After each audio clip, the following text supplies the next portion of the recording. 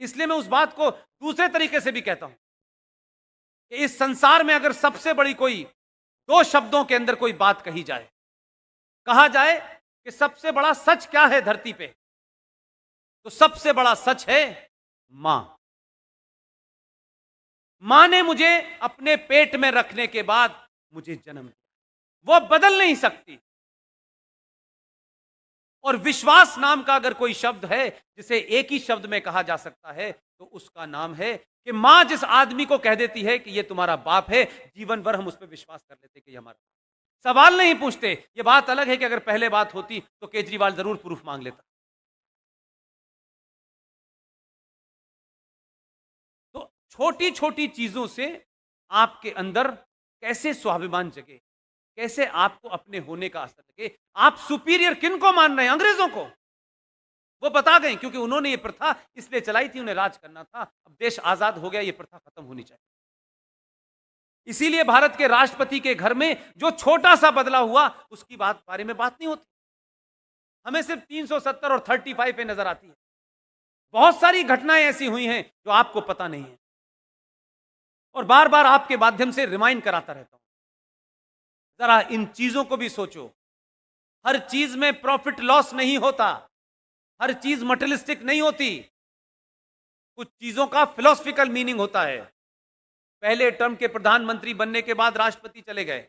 राष्ट्रपति भवन में जाकर उन्होंने पूछा कि भारत की पहचान के रूप में भारत में जितने भी विदेशी मेहमान आते हैं, जब आप उनको विदा करते हैं तो भारत की पहचान के रूप में क्या दिया जाता है? वो कांग्रेसी थे, उन्होंने बिना कुछ सोचे समझे कह दिया कि हम ताजमहल देते हैं। ताजमहल भारत की पहचान हो सकता है? नहीं। उसमें मेरा दूसरा पॉइंट भी है। कुरान में, इस्लाम में कब्रें हराम हैं। कब्र का कंसेप्ट इस्लाम में नहीं है। ये जो देश भर में जमीन घेरने और इस्लामिक दुकान चलाने के लिए और इस्लामिक आइडियोलॉजी को फैलाने के लिए ये जो कब्रिस्तान बने हुए हैं कि यहां इसका कब्रिस्तान है, वहां उसका कब्रिस्तान है, कब्रिस्तान का कंसेप्ट इस्लाम में नहीं है मेरे भाई। मोहम्मद साहब की कब्र देखिए कहीं आपने? नहीं है। इस्लाम में किसी की मौत हो जाने के बाद उसे दफना दिया जाता है, लेकिन उस कब्र के ऊपर कोई ईंट नहीं लगाई जा सकती, उसके बाद वो फिर दोबारा से जमीन वैसी हो जाती।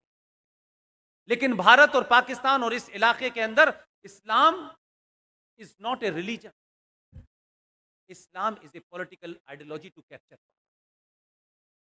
इस एजेंडे के साथ चल रहा है।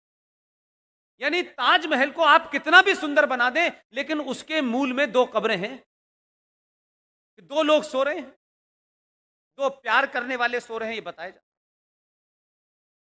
उस कहानी पर नहीं जाना चाहता कि वो प्यार था क्या था, मैं नहीं जाना, वो मेरा इशू। लेकिन आप कब्रों को कब से अपने घर में रखने लगे? उनके तो हिसाब से गैर इस्लामिक है। हिंदू पद्धति में भी क्या अस्थियां हम अपने घर पे रखते हैं? तो कब्र को खरीद के क्यों लाते हैं? और क्यों वो भारत की पहचान बना दी गई? और भारत उसे शान से विदेशी मेहमानों को दे रहा है। और अगर आप दे रहे थे तो विदेशी मेहमान भी यही समझ रहे हैं कि इस देश में जो मुगल बादशाह आए थे वो भारत की धरोहर है। मैं गलत कह रहा हूं? आप उन दौर के लोगों की कोई चीज देते हैं तो इसका मतलब है आप मानते हैं।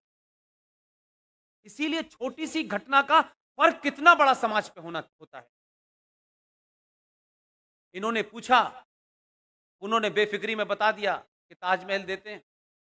ये साहब अपना होमवर्क करके गए थे।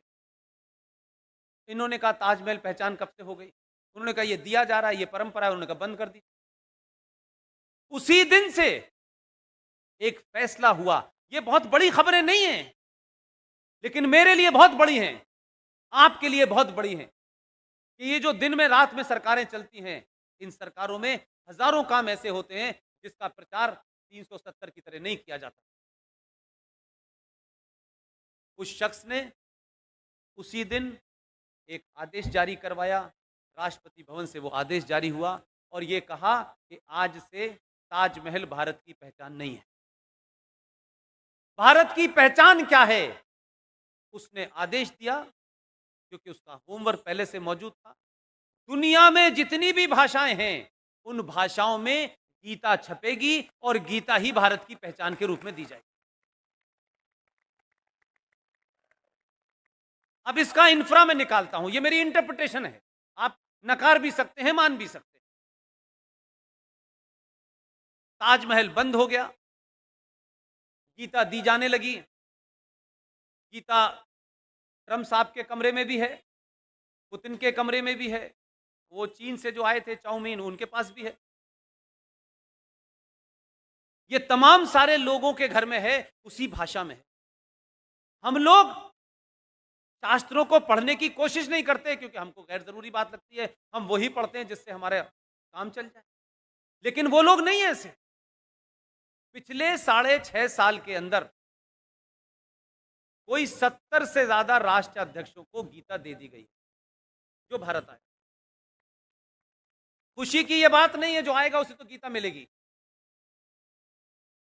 जो मेरा इंटरप्रिटेशन है वो दूसरा। मेरा इंटरप्रिटेशन ये है कि भारत की जो रक्षा पॉलिसी है उसका नैरेटिव यह था कि हम पहले हमला नहीं करें,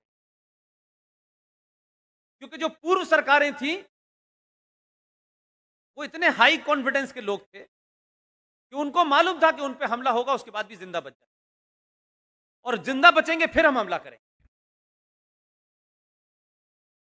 तो ऐसी लो आईक्यू की हाई कॉन्फिडेंस की हमने सरकारें नहीं देखी। इस आदमी को लगा कि ये दुनिया में कहीं ये पॉलिसी होती है, आप अपने घर में करते हैं ये पॉलिसी। एक आतंकवादी घुस जाए पहले, वो जब गोली चलाएगा उसके बाद आप चलाएंगे। तो वो गोली हवा में चलाएगा, आप उसके सीने पे चलाएंगे क्या? आप रहेंगे तब गोली चलाओगे ना भाई। इस आदमी ने बिना किसी कैबिनेट की मीटिंग के, कोई डॉक्ट्रिन नहीं थी हमारे यहाँ ये, लेकिन जैसे हमारे यहाँ महात्मा गांधी को महात्मा गांधी आप कहते हैं, और जब ये पूछते हैं कि महात्मा गांधी को महात्मा गांधी कहने के लिए भारत के संविधान में कहाँ संशोधन हुआ, संसद में कहाँ बात आई कि इनको महात्मा गांधी कहा जाए, तो पता चला आरटीआई में कि नहीं, ऐसी तो कोई बात ही नहीं, आप अपने मन से कह रहे हैं, मत कहिए।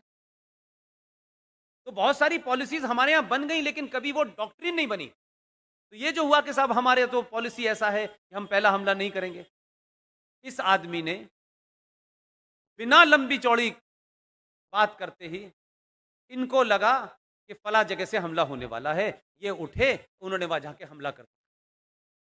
अब बालाकोट में जब हमला कर दिया तो पाकिस्तानी बोले, अरे ये तो कह रहे थे कि पहले हमला नहीं करते। बोले कि अब दिल्ली में लोग बदल गए। एक घटना ने आपकी पॉलिसी बदली, और उस पॉलिसी के बाद में जरा ध्यान रखें, ये पुरानी घटना नहीं है, जरा जाकर के देखिएगा मेरी बातों को। जिस वक्त बालाकोट पे हमला हुआ तो उस हमले में आपका एक आदमी उधर रह गया। आप पूरी दुनिया की प्रतिक्रिया से यह अंदाजा लगा सकते हैं कि आप कितना तगड़ा होमवर्क किया। एक देश ने यह नहीं कहा कि भारत ने यह गलत किया है, उनकी बाउंड्री लागी, क्योंकि उन 70 देशों का अगर आप रिएक्शन पढ़ें, सबने गीता पढ़ी। उन सब का रिएक्शन आप देखें तो मैं ये मानता हूं कि उन्होंने गीता लेके नहीं गए, पढ़ ली थी। इसीलिए काका ने फोन किया अमेरिका से, इसको जल्दी छोड़ दो अभिनंदन को, ये गीता का आदमी है, ये चाणक्य मानने वाले लोग हैं, अग्नि लगा दिए शाम तक, हमें पता नहीं है तुम रहोगे नहीं रहोगे, इसको छोड़ो जल्दी। जैसा था वैसे ही छोड़ दिया। आप समझ रहे हैं क्या कहते हैं, पाकिस्तान ने हमारे ऊपर बड़ा एहसान किया। शाम को वो भी आ जाते जो थे पकड़े हुए, उन्होंने कहा ये आदमी गीता का जानने वाला है और गीता ही पढ़ता है, उसमें लिखा है इसके बाद इसे क्या करना है। आपको नहीं पता हमारे देश ने अग्नि अलर्ट पे रखी थी। तो कैसे फर्क चलता है, कैसे दुनिया की राय आपके बारे में बदल जाती है, और कैसे आप एकदम पॉलिसी को बदलते हैं तो दुनिया बदल जाती है। आप जब घिघियाते थे, गिड़गिड़ाते थे, तो जरा सी कोई बात होती थी, कोई कह देता था तो आपके हाथ पैर कांपने लगते थे। आज 370 पे सीएए के ऊपर काका यहां आए, बोले this is internal matter of, ये बात नहीं थी। इसलिए मैं बार बार ये भाव आपके अंदर पैदा करना चाहता हूं, काम कोई भी कीजिए, छोटा सा कीजिए। इसलिए मैंने, मराठे जी ने जो काम किया इसका सदियों तक इंपैक्ट, हम सबको इस आंदोलन को घर तक। आप सबने मेरी बात पूरे धैर्य के साथ, पूरे तहम्मुल के साथ सुनी। आप जब जब बुलाते हैं मैं तब तक आऊंगा। मुझे लगता है कि मुंबई, महाराष्ट्र या गुजरात में जहां लोग मुझसे बार बार ये पूछते हैं कि ये दो वो जगह हैं जहां पहले से इतने राष्ट्रवादी हैं, वहां जाने की क्या ज़रूरत है।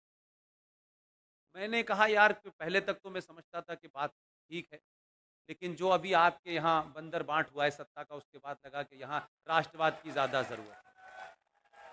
इसलिए कुछ लोगों को बताना है, सत्ता के लालच में अपने कम से कम उस बाप को तो मत भूल जाओ जिसने पूरी दुनिया के अंदर एक ही शब्द से अपना नाम कमाया। वो बोलता था और बिहार में लोग कपकपाने लगते। आज तुम उस मृत आत्मा को भी श्रद्धांजलि देने से डर रहे। लानत है ऐसे लोगों पे जो हिंदुत्व की राजनीति करके देश को बेचते। किन लोगों को सत्ता में उन्होंने बिठाया है, कौन लोग हैं वो? ये किसी से छुपा हुआ है? जो हो रहा है वो सबको पता है। इसलिए आपने भरोसा किया, वोट दिया, दोबारा गलती मत। बहुत बहुत शुक्रिया, थैंक यू वेरी मच।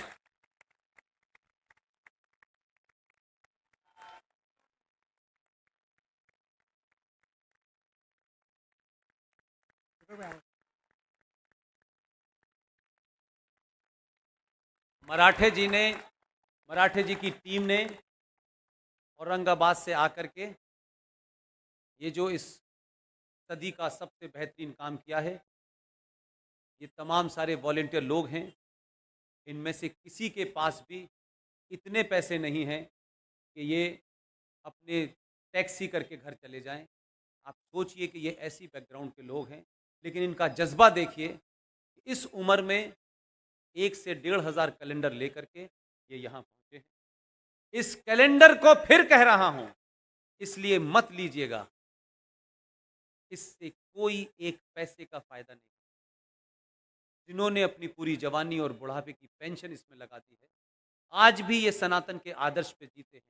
इस कैलेंडर को ज़रूर लीजिएगा और उसको देखिएगा, और जब जब आप पढ़ेंगे, जब जब आप देखेंगे, तो आपको लगेगा कि पहली बार आपको अपने होने का। Thank you very much.